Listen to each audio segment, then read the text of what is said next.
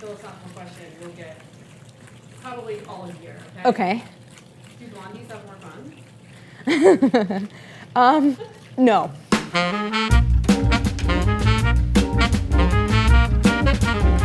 Hi everyone, I'm Clairen Saffitz. I'm so excited to be in the Munchies Test Kitchen. I am showing you a recipe from my new book. It's called What's for Dessert? And this is a recipe from the cookies chapter. It's my salty cashew blondies. It's very easy, straightforward.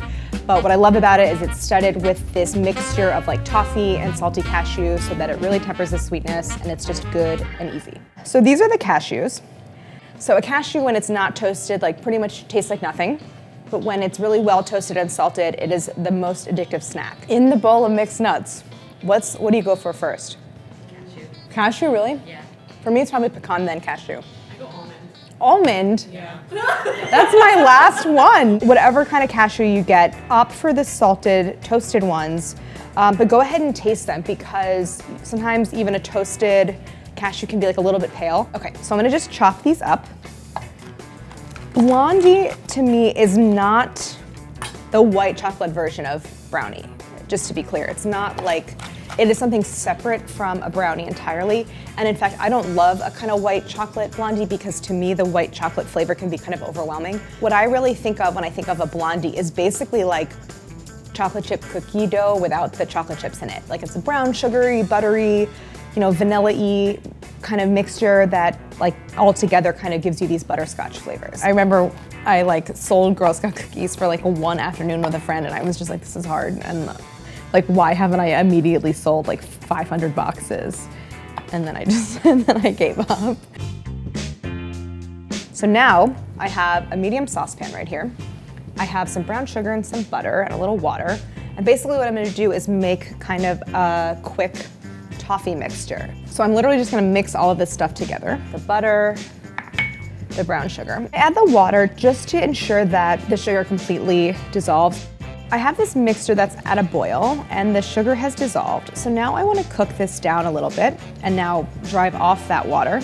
So this is looking good. It's a little bit darker. This is how I know that something is really kind of cooking down. It's thicker and the bubbles are kind of like getting bigger and slower to pop. So that's how you know you're really kind of only cooking sugar versus like cooking sugar that's been dissolved in water. So now that this is all come together and it's boiling, I'm going to add my cashews and make sure you get not just the pieces, but like all the little dusty bits too. It smells so good. I'm just gonna stir all of this together until the nuts are totally coated.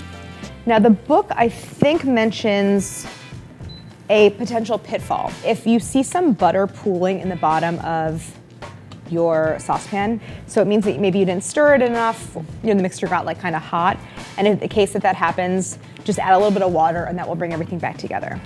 So, okay, so I'm gonna get these out onto my lined baking sheet.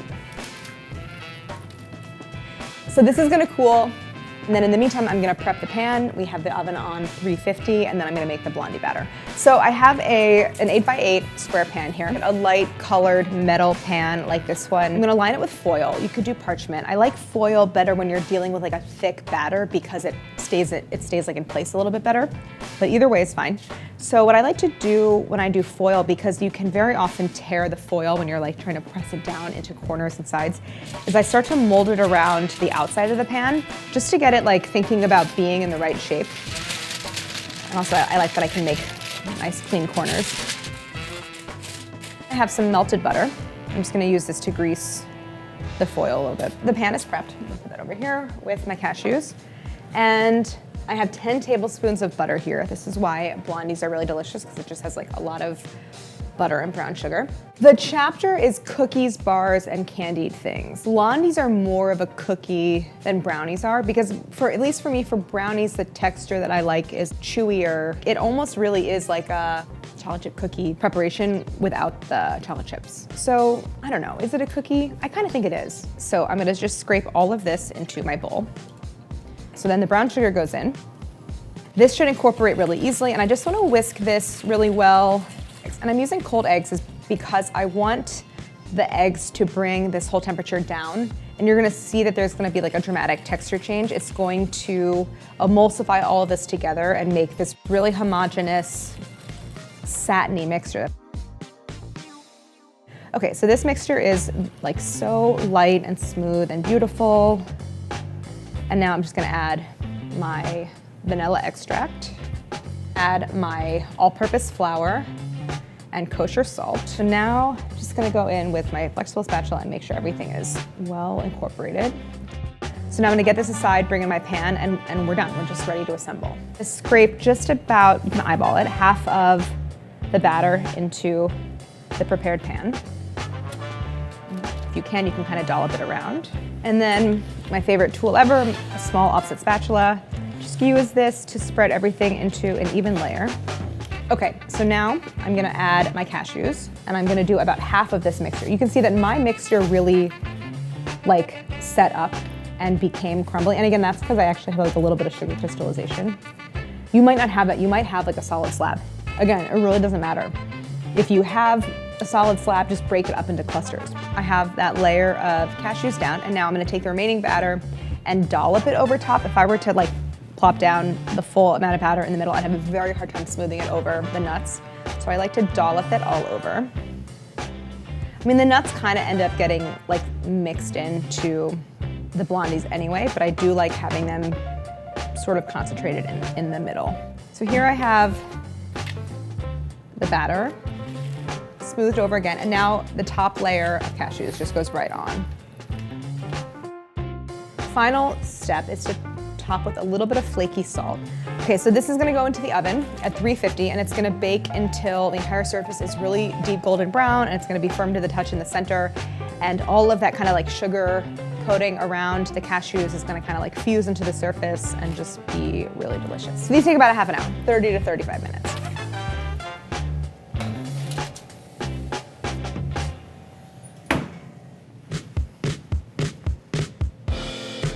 So these are fully cooled. Then this whole thing slides out.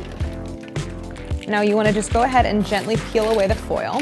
The bottom is just like beautifully and very evenly golden brown, so that looks great. But I'm just gonna do a 4x4 grid, so I have 16 blondies. Now time to serve and taste. I'm just gonna get these on a plate.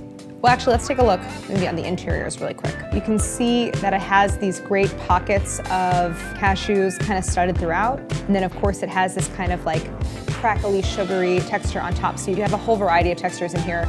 There's a kind of like, you know, chewiness of the interior and the center, the golden brown bottom, the kind of crackly top, plus all the nuts throughout.